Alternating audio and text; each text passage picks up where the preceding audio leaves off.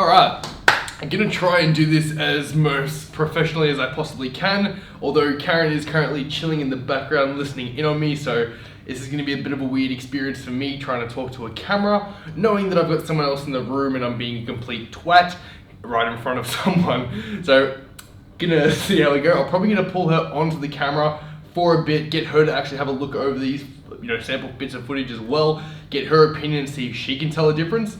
But after putting up that review video yesterday of the a7 Mark IV, a lot of people were actually asking for some 1080p comparisons between the a7 Mark IV and the a7S III. For some reason, people are looking at the 1080 rather than the 4K, and to be honest, after playing around with the files a little bit this afternoon, I can kind of understand why.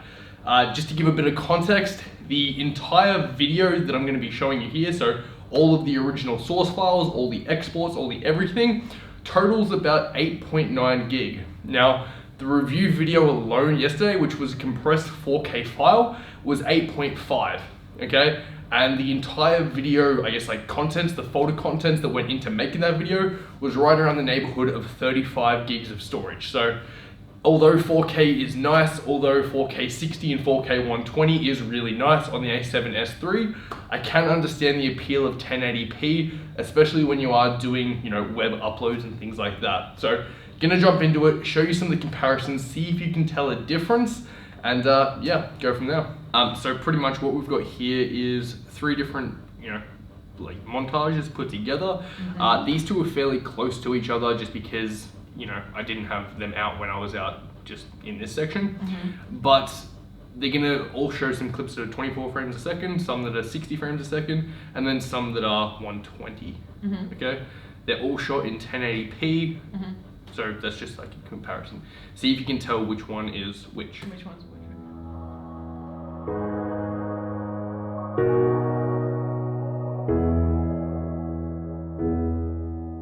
I'm sorry that you messed up, but I don't take revenge. I'm leaving with my head up. Yeah, I know I can pretend.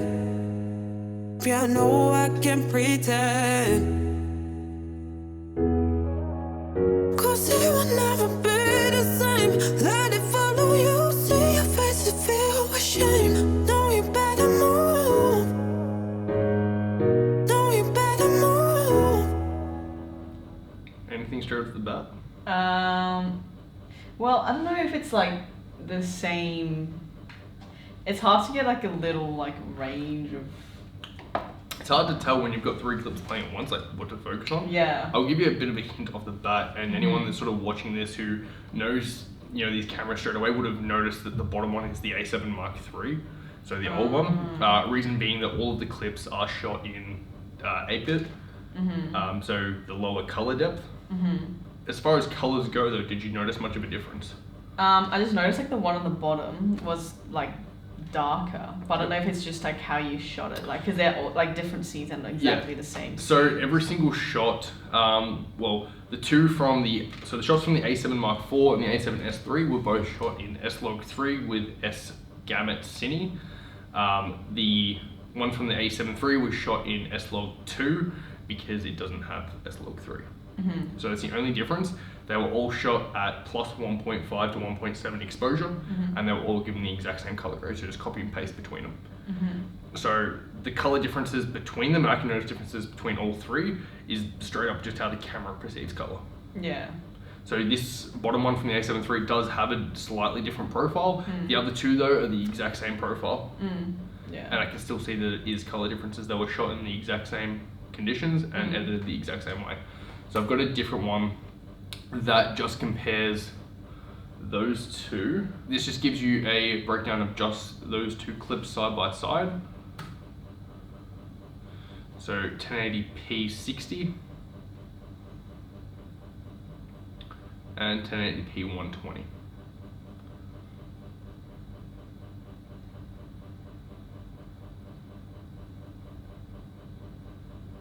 I guess image wise, it's all I notice mainly when I look at the videos, it's the color of it. I like how it's more yellow toned there, whereas on the left, it looks much more like white. I actually prefer the colors on the left, which is odd that you prefer the ones on the right. Because I like things warmer. You like things that feel like cooler generally. Yeah, but you also don't like bright colors, and I feel like the one on the right is brighter. Yeah, it's brighter, but I feel like the left is like stronger, more intense in terms of color. Interesting. So, last final thing then, Yeah. which do you think is which? I have no idea. a7IV, a7S3. Guess then. Guess Jesus, make a you're guess. med student overthinking shit way too much. Well, it's like you need to know the baseline to compare as to like the characteristics that each camera provides in order to then be able to match up like the videos. Right? This is what I'm dealing with. One of them is a 12 megapixel sensor. Yeah. The other one is a 33 megapixel sensor. Yeah. Okay, they're both shooting in 1080p. Yeah. Okay, 60 frames a second Yeah. and 120 frames a second. Okay, it's just trying to see which one you think is better, because there's a massive difference. Like the 1080p on the original a7 III, which I've also got some clips of, is admittedly pretty bad. People hated it. The 4K on it was really good. So what people are wondering is that same issue here? Does the 1080p suck on either one of them? Or is one of them, you know, much better than the other? For people who don't want to shoot in 4K all the time, is the 1080p all right out of both? And which one do you think is better? Right. You know, because people who are looking at, you know, say buying this camera, they're either going to be video centric or they're going to be a combination hybrid shooter of video and photo. And trying to make that decision, if you say don't know, you know, like, can you tell the difference, say, for video? If someone wanted to shoot a hybrid, okay, they probably wouldn't go with the a7S III, because 12 megapixels for photos isn't a lot. So is there enough here to justify going a lower megapixel just to, you know, be a video-centric camera? And again, like, that doesn't discredit the a7S III, because I still love it for different reasons. I was playing around with like the 4K 120 and things like that, which looks absolutely fantastic. Oh yeah, and the other thing was I was doing super high frame rates, so I was doing 240 frames a second, and because of the conditions where I needed to bump my ISO to 12,800 so that I could actually have a bright enough shot.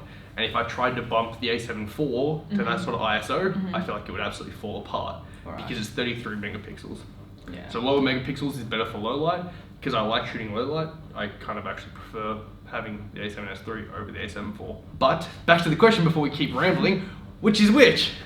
I feel like that's the S, and that's the... You got it right, so congratulations. Oh, wow! Congratulations. Left side is the a7S III, right side is the a7 Mark IV. Yeah, maybe it's just like, I feel like the color-wise... Again, for me, I actually much prefer this side. Like at the start, I don't, like, because I don't like the highlights, how they are just really bright here, but that was just where the sun was in the sky. But when it gets to like actually showing the straight up colors, I prefer the tones coming out of this. For me, it's a much and more because subtle. you say like the left, you like the colors more. I had that feeling that you. Come on. So it's more like Come psychological on. than, you know, like image based. Another thing to keep in mind though is, and again, it shouldn't make much of a difference because they are using the exact same profiles. But to color these, I am using a profile, like a, you know, color profile that's designed for the a7S III. So maybe it doesn't apply the best to the a7 IV for some strange reason. Maybe that's why there's a color difference. But it is the exact same shots in the exact same lighting with the exact same settings with the exact same color. So I don't know why there is such a massive difference. But yeah, that is what it is. Well, I think that's gonna do it for this one then. Cheers for watching. I'm gonna leave a bit of a link, so if you do want to have a look, like a closer look at the footage that came out of these cameras, I'll leave a bit of a link so you can actually have a look at, you know, just the straight unedited video. Put it into your own software, play around with it, do whatever you like. For me personally, I notice a bit of a difference between the a7 IV and the a7 III. Like I said on the other video, the a7 IV will not replace the a7S III as my main video camera. I still like the footage that comes out of it more, and I feel like it's more reliable. In saying that, if you want a hybrid camera and you're only looking to get one, I don't think that you can go wrong with the a7 IV. And the simple fact that you can press one button and now you're shooting 33 megapixel raw photos, I don't think, you know, any noticeable difference that you can see is honestly worth it, if that makes any sense whatsoever. Yeah, cheers for watching, and have a good one. Slow motion cutting hedges looks good. I like it. It's very soothing. Actually, one other little small thing to note about the a7S3's 1080p. I didn't realize this until doing this video, but for some reason in 1080p, when you go to 120 FPS, it drops it down to 8-bit 420.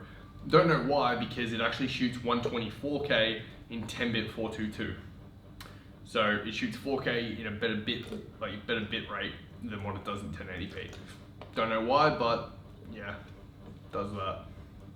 And let's stop swinging on the chair.